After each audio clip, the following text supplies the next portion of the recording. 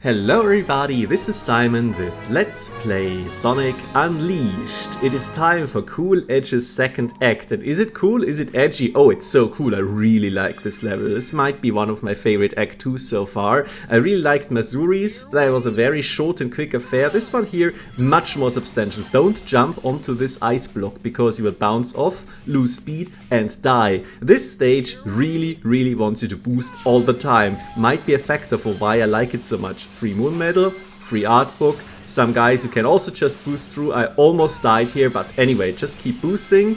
Here, slide a little bit, it's fine. And then we have to dodge all of these spike balls and we are on sideways again. Jump up here, get another free moon medal, no problem. Just keep boosting because you will drown if you fall in. And then there is this ice tunnel which looks awesome and we have to dodge the stalactites from the ceiling. I barely managed to not get clipped here, but here is an invisible wall. You can't go to the right here, and so I die. Which is fine, I'm going to die a lot, and it's cool. I like this level still. So, and here I managed to jump over one of those, but don't the second one. Better be drifting in there correctly. Another art book picked up, cool. The videotape here, almost got it. It's gonna haunt me a little bit maybe. And we have completed a loop because once again the new loop starts, new obstacles come here like with all the other Act 2s, and I didn't see that coming. I could have, but I just didn't have the reflexes, so I died, which is fine. You're going to die a lot here the first time around, but it's such a short affair still, like it's still 30 seconds per lap.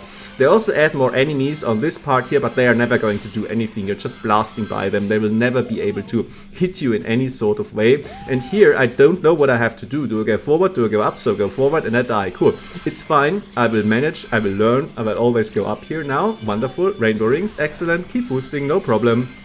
And back into the ice tunnel, and this time they are falling tips of the iceberg and they are deadly because again, if you are only slightly off you will die and you can't slow down here, right? You will just drown if you slow down, so that's cool.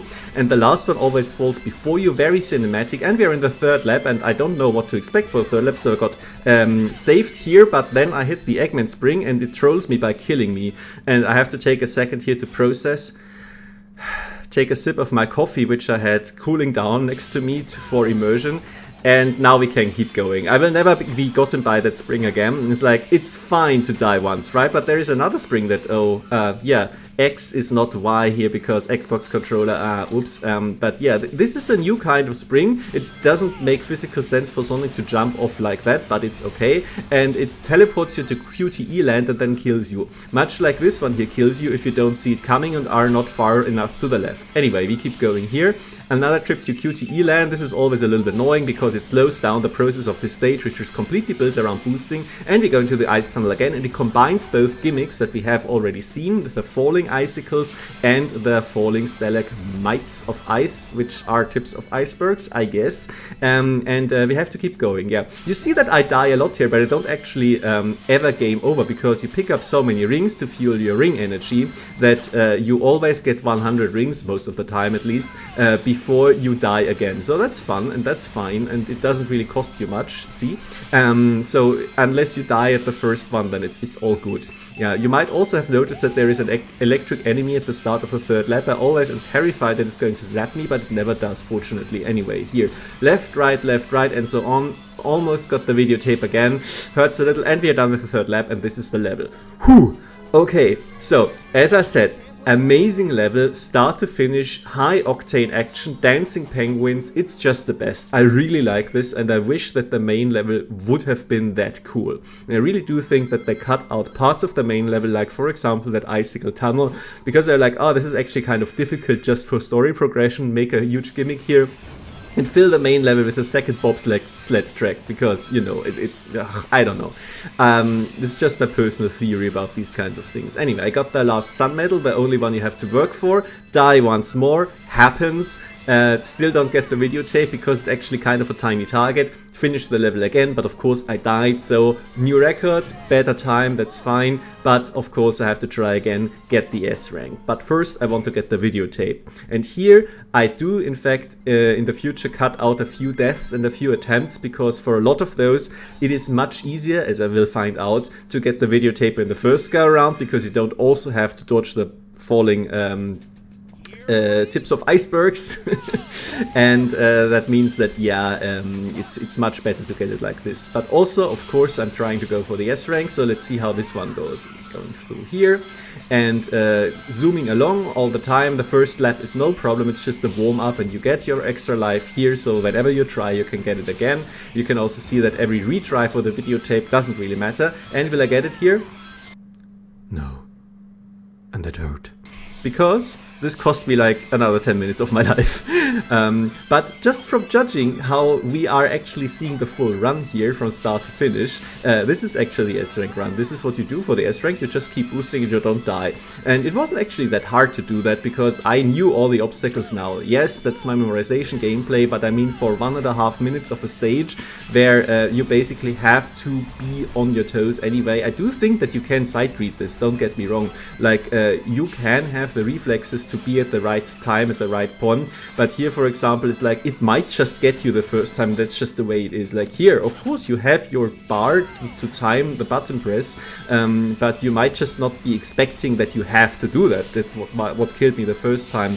But I think apart from the ice tunnel itself, which is the hardest obstacle in this level, this is the only thing that killed me more than once. And I think that is generally fair. That means that I am learning this, and in the end I'm succeeding very, very easily, very consistently, not a big problem. And without the deaths, you can see here, 1 minute 20, easy, and it is so nice. It looks so beautiful. I really, really like seeing this stage in action. Basically, watching myself play it is already like, it's great. And this is, for me, what Sonic Unleashed is about. You boost, you jump at the right time.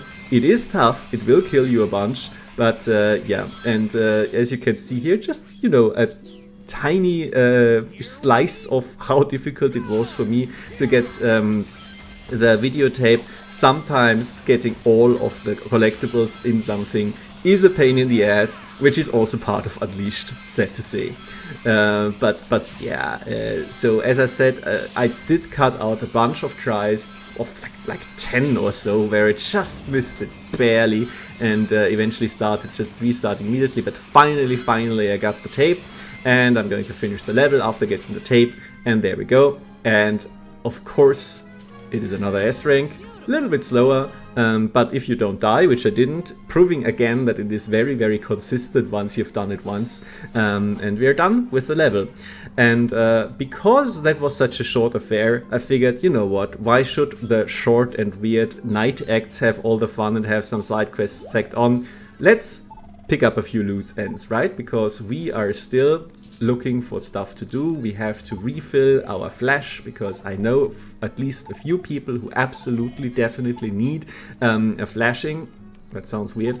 We can catch up on a few of these romance side plots here as we talk to people that are just standing around. Nothing more interesting happening, so let's talk to the professor, see what's up, give him a few souvenirs as one does.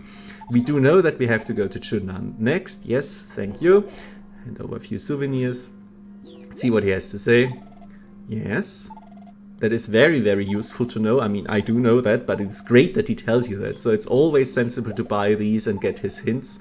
A wall on that route, pair of snowmen. I'm pretty sure this is referring to Cool Edge Act 1 Night, because I don't think that this has something to do with the daytime stage where we can find some snowmen, but I might be wrong because I haven't looked for all of the stuff yet. Anyway, obviously Jari-Pekka here has some brain issues which we are going to exercise out of him. Let's see what fighting in Holoska is like. And it is these annoying guys, but at least we only have 15 in total. So as usual, my recommendation for those is they are surprisingly tanky if you just hit them, but if you use them as projectiles, then this gets rid of them rather quickly and easily. And sometimes if you try to grab one, then instead you slam the one that you already have in your hand down. That is fine, that happens. But you can also tell here that there are some upgraded enemies already. The purple spiky dudes have a lot more health, even though I am definitely keeping up with my damage upgrades. So even if I'm throwing dudes at them, they take quite a while to do that. I'm mostly doing that because it's fun. It's not super duper effective, as you can tell. Like just hitting them would probably be better, but I don't think that they can block a throw, so that's something at least. Otherwise, yeah, this is just a relatively normal affair. And don't forget that you have to stop hitting enemies at some point, because otherwise, while you are juggling their dead body, they will never despawn, and thus the next wave will never spawn. So that's just a hot tip that I also had to figure out for myself quite a while ago at some point. It was like, why is nothing happening? I hit this guy, how much health does he have? And like, no, it's fine, he's already dead. You can stop, please. Anyway. I tried to grab the small one, but of course I tried to grab the big one instead, because there is no proper grab detection sometimes. Like, you do have a targeting reticule, like this one here, of course, but sometimes you don't see that and try to grab anyway, so if there is any ambiguity, wait for it to show up, is basically my recommendation. Anyway, again, stop hitting it, wait a second. This one was actually somewhat close, 19 seconds left on the clock, so it does require you to be relatively quick and efficient with hitting stuff, and don't dawdle, use your moves and so on. I still could have done stuff like juggle one in the air and then slam him down, and I do forget about the dash moves that I unlocked last time, just because I don't do these that often. Or do I unlock them in this video? We will see, actually. I have a few more recorded. Anyway, some more dialogue, and then we are done here, and we can go to Mazuri, and oh, it's my favorite NPC in the game. We have to do pop quizzes again. But actually, I do quite fine here. There is no editing on my timeline, because I do know Yaya. We already did the side quest for her, and there are no fireworks, so I guess there's butterflies, and I think it's Anna is female, yes, and this one I just guess. I just like, okay, I guess this is an animal group that isn't mentioned here. This one also seems correct, and I basically just guessed and lucked my way into doing this on the first try, which is fine, but I mean, I somewhat know the game a little bit. Okay, so we did save Kwame last time, and he actually has a side quest for us. This is also something that happens a lot in Unleashed. You are saving somebody with an exorcism, and then you have to talk to them again either at night or at day, because there are day and there are night side quests, and then you get another side quest. And it's very easy to miss some of those. Like, I'm not following a list right now, I'm just playing the game, and this is what I strongly recommend as well. If you are doing it yourself, look it up afterwards. Like, don't try to be a completionist. It's just a little bit annoying if you do that. But anyway, we are playing a chunk of the level under a time limit, and I am really bad at this and just had to redo the first part of the level again, because I jumped like an idiot overshooting this spring here, because I keep thinking, oh, I want to be so efficient, I want to jump over stuff and maybe shortcut, but no, it just causes you to fall down, dumbass. Just follow the level's flow, it's fine.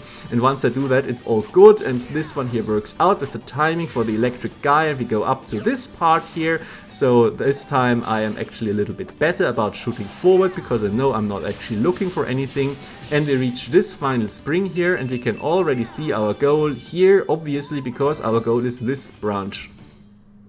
Cool. Anyway, I like this one. As usual, these parts of the level, very nice. But I skipped this really quickly. It was like, wait, did I miss a medal? No, I didn't. I had to check in editing. Oof, okay. And this is the side quest done. So before the ritual means that there will be a ritual, right? So we come back later at night to check this out, maybe. But first, Yaya is not actually hiding from us.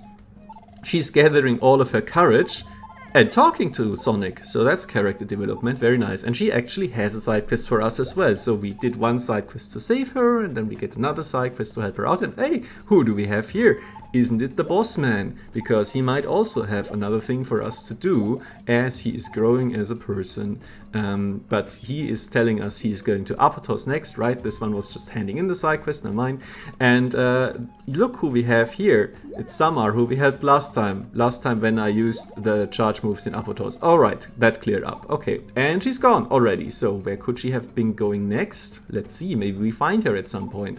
And we are following her around the whole world as she keeps getting lost. Very fun. This is also setting up something. The elder here, who's looking for him for a second, is just standing in the middle, but blocked by some other NPCs. It's fun how much you can lose people in this tiny, tiny hub world. But yeah, there is nothing more that he has to say. I'm checking specifically, does his dialogue change at night? It does not. So this is something that we have to progress the story for. Yeah, and he's strongly hinting at Shonan being interesting to him, so we will see what that is. Anyway, Kwami, you had something to do at night, and oh, that's all. Oh, okay, cool. Let's go back to morning then. Hi. So drive out the evil? Sure, always. Love doing that. And he has a second side quest for us after we talk to him at night, so that's cool.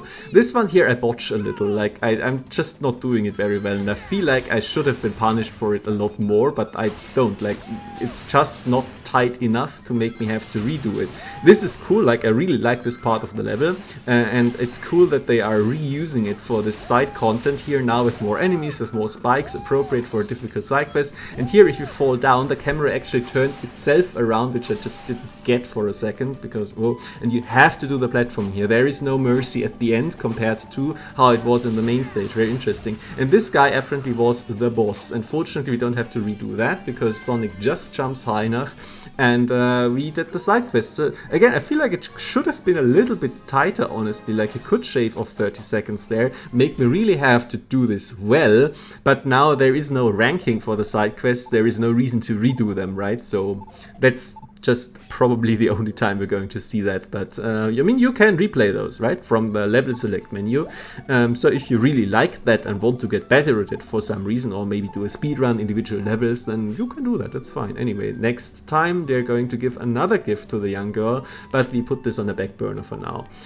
First, we'll get some ice cream for another girl, which is going to melt, because I am not going to give it to her immediately, and not in the next video, and not in the video afterwards, because after this is a little bit of story progression. We gotta get somewhere, right? And you're always locked a little bit into story progression after a while. I've been talking to Lucas before, I forgot that, but he has some chip on his shoulder about Spagonia. But Spagonia, if you remember, is not fully unlocked yet. We can't do the day stage in Spagonia, so I'm pretty sure that his stuff does not progress until we do Rooftop Run Day.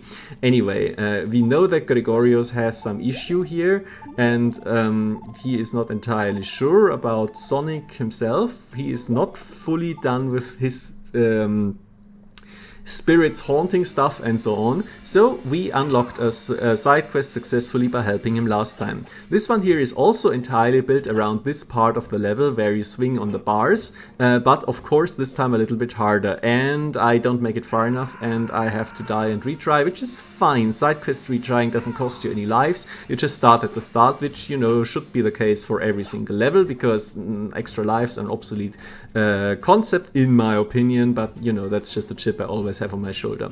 So this one has just a top route where you can be super efficient, and I'm glad to say that I actually did the top route very well. Don't know what's down there. It's not a medal. I checked, there is none in this level, so that's fine. And now I actually also picked up the optional damage power up on the side, and here the game is telling me to go forward with this very subtle arrow on the start, and I do like what they're doing with the camera here, showing this overhead view, which you rarely get to see, because usually, you know, it switches to sideways. So they are really doing stuff here in this side mission, because you didn't have this kind of camera in the normal level. And here I'm expecting a boss fight. I'm all powered up, full unleash, but no, these are just the specs, and we found them. So this was a little bit underwhelming, to be honest. But I guess if you don't take the top route, then you have less time here. So this might actually be a little bit of a challenge to get here in time if you are still struggling with the controls. But I'm playing this for the third time or so that's fine. So he is still not completely convinced, so I guess we could go back to him as daytime Sonic, but that's something I'm also going to put on the back burner just for pacing reasons. And with that, I would say we are done with another chunk of side quests, and we will see about doing more stuff for the story, as I said, next time. Thank you very much for your attention.